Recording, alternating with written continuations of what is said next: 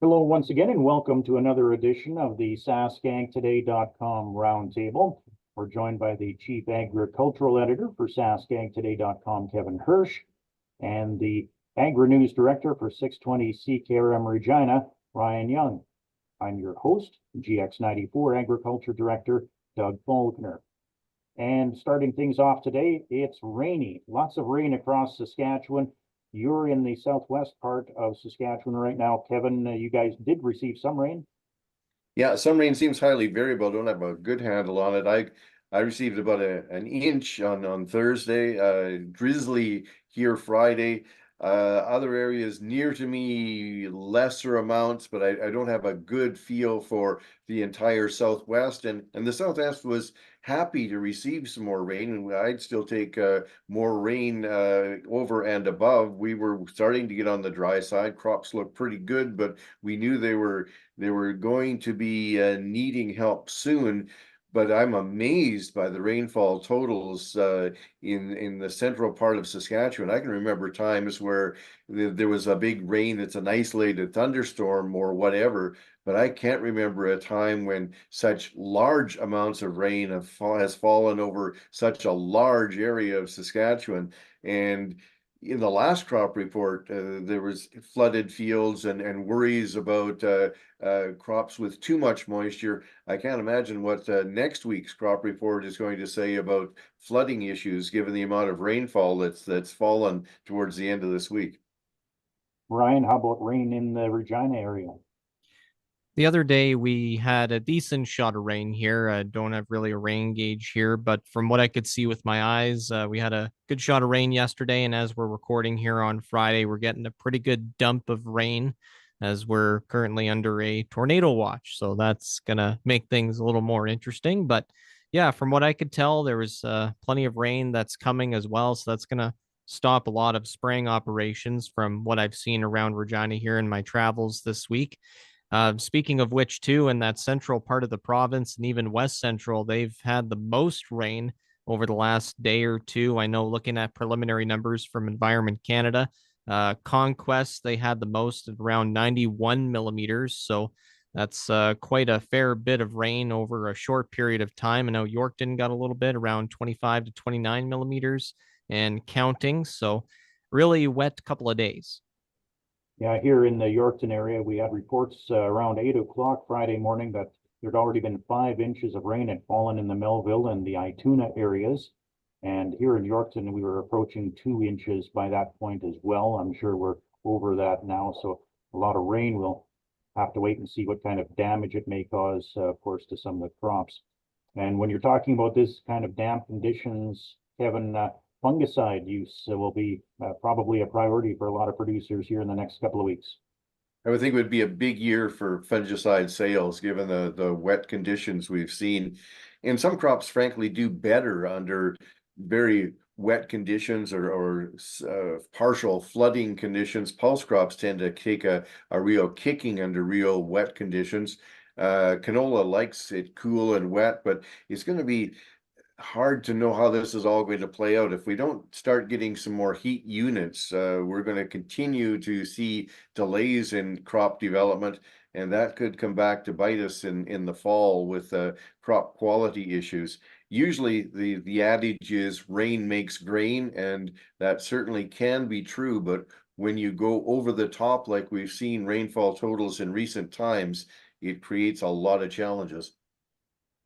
And of course, the latest Saskatchewan crop report, Ryan, came out on Thursday. You had a chance to speak with Megan Rosso, and it sounds like crops are a little bit behind in crop development right now. Mainly the spring wheat and oilseed crops, they're the ones that are the most affected by the rain that we've had over the last week or so with the latest crop reporting period. I know in the southwest there where Kevin is, crops are furthest advanced, while those in the northeast and southeast where a lot of rain has come down, that's also been further behind development. And not only the excessive moisture has been having a factor on crops, there was also some various storms around the province this past weekend where there's been reports of hail. So producers were kind of out surveying the area, making sure how their crops are doing. It's kind of varied from minor damage all the way up to severe. with wind damage as well, a little bit of frost reported, flea beetles and gophers still being a persistent factor as well. And what Kevin was saying earlier about fungicide applications, that's going to be a huge thing in the coming weeks here as we're still getting the persistent frequent rainfall.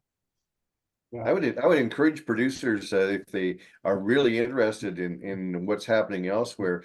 SaskAg has done quite a good job of putting a whole lot of maps together on everything from where grasshopper damage is occurring to where flooding is to where the rainfall has been surplus to flea beetles to a whole bunch of mapping these things where you can tour through the maps and just see where the problem areas are and what's going on. So kudos to the Sask Ministry of Agriculture team. I think they're making real good use of purveying the information, but you really need to go online to be able to tour through all of those maps. Manitoba crop report also came out this week, very similar to Saskatchewan. Crop development slowed down a bit by the wetter, cool conditions. Need some more heat units out there to get these crops really starting to grow. As for other things that happened in the past week, here in Yorkton on Tuesday, Louis Dreyfus Company turned sod on a new pea protein processing plant. It's supposed to put through about 70,000 metric tons of peas per year once constructed, late 2025, early 2026. Apparently this part of the province, Yorkton area, very high with peas and lentils and that sort of thing, Kevin. Yeah, it would be a good area for and in good production or good yields of peas in a good year. 70,000 tons is significant. That you could probably figure that as given an average crop of for the production from typically 60 or 70,000 acres of peas. And if you figure 40 tons per semi load coming in, that's a lot of truckloads in a year. So not like it's going to use up all of the peas in the province, but it is still a significant development. Great to see the value add. And also a lot of new jobs coming to Yorkton because of that. So that's a good thing as well. Protein Industries Canada offering some new jobs. Ryan, we found that out just the last day or so. Yeah, Bill Grohl, who's been the CEO of Protein Industries Canada since October 2018, he's leaving Protein Industries Canada. He's taking a job with the Saskatchewan Ministry of Agriculture as Deputy Minister of Agriculture. So that's a huge development there. Also, too, Chief Technology Officer Megan Gervais, she's leaving Protein Industries Canada as well. She's taking a job with Federated Co-op. And both of them have their last days on July 31st. When I was talking to Tyler Greneveld, he's the chair of the board of directors at Protein Industries Canada. He said his reaction when he found out Bill was leaving, he was surprised, but he was also happy at the same time. He was happy for Bill to, move to this new opportunity that he has here and wishes him all the best. And the same thing with Megan Gervais. So in terms of the next steps moving forward, they got a committee set up to search for a new CEO. They're also going to have a third-party organization aid in the search as well. The similar process with the CTO position, that's kind of to be determined because in the meantime, people who have worked close with Bill and Megan are going to try and fulfill those duties on a kind of a committee basis. And they hope in the next couple of weeks that they can find an interim CEO to kind of lead the way until a permanent replacement is found. Kevin, it's going to be kind of hard to replace those two people, I think. Wouldn't you agree? Yeah, there'll be an interesting lineup. It would be quite a search to find people with the proper qualifications to step into the role. A little surprising that Bill is stepping down to become Deputy Minister of Agriculture, but the province has really made no announcement to that effect, and we don't know where the existing Deputy Minister of Agriculture is going. So no information has come out in that regard, because there's obviously changes happening within the ministry if Bill is returning to government, which is where he was before he signed on with Protein Industries Canada. And Kevin, we also saw Statistics Canada release the seeded acreage report on Thursday. You had a chance to comb through those numbers? Yeah, I'm always interested in the trends as to which crops are increasing and try to figure out why and the differences between provinces. but most of the acreages came out not too far off expectations. You know, flax down, barley down, durum up, lentils up.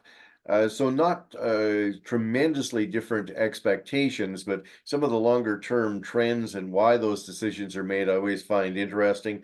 But really, when we start looking at changes in seeded acreage, it's really trumped by weather conditions. Where are we at now with weather? You can't really predict what yields across Western Canada are going to be to the nearest 5 or 10 or 15 or 20% level at this point. So really, production is still a big question mark, pending, especially pending the very volatile weather situation that we've seen. And finally, the Saskatchewan Cattlemen's Association, Ryan, is looking for some new board members, I understand.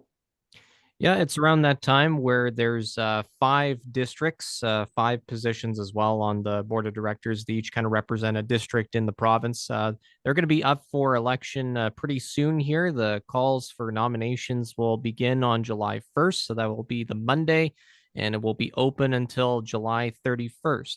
So all the information is going to be on the saskbeef.com website, as well as nomination forms will be mailed out to members who have provided contact information to the Saskatchewan Cattlemen's Association. When I was speaking with Grant McClellan about it, he said it's typically a 2-year term for being a board member. And of course, it's a great opportunity for anyone who's wanting to, create a positive effect or positive change within the provincial cattle industry in Saskatchewan. This is kind of the place to do it. So you can also check the website out on where the districts are being called for an election. I believe there's about 5 positions that need to be filled up. So if you're kind of interested, if a member of the Saskatchewan Cattlemen's Association is looking to throw their name into the hat, you can find that information again at saskbeef.com, or it'll be sent straight to your mailbox.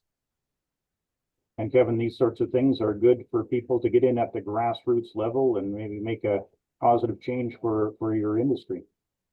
So all of the crop commissions typically are looking for directors as this time of year as well. It's the time of year for that, and each one will have a somewhat different timing as far as when nominations are open, and different numbers of directors that are retiring or terming out, and different number of positions open. But frankly, a lot of the organizations struggle to find directors that will volunteer their time. In most cases, they are paid expenses and a per diem, but people lead busy lives, and it's tough to get qualified people able or willing to donate their time. But these organizations, you really can make a difference. Brett Halstead, for instance, with Sask Wheat, is now, as of the announcement this week, is going to be head of Cereals Canada. Well, that shows that if you get involved in these organizations and you show some leadership ability, that you can really influence what happens in any particular sector. All right, well, that'll do it for another edition of the SaskAgToday.com Roundtable. On behalf of Chief Agricultural Editor Kevin Hursh and 620 CKRM Regina AgriNews Director Ryan Young, I'm GX94 Yorkton Agriculture Director Doug Falconer, saying so long until next time.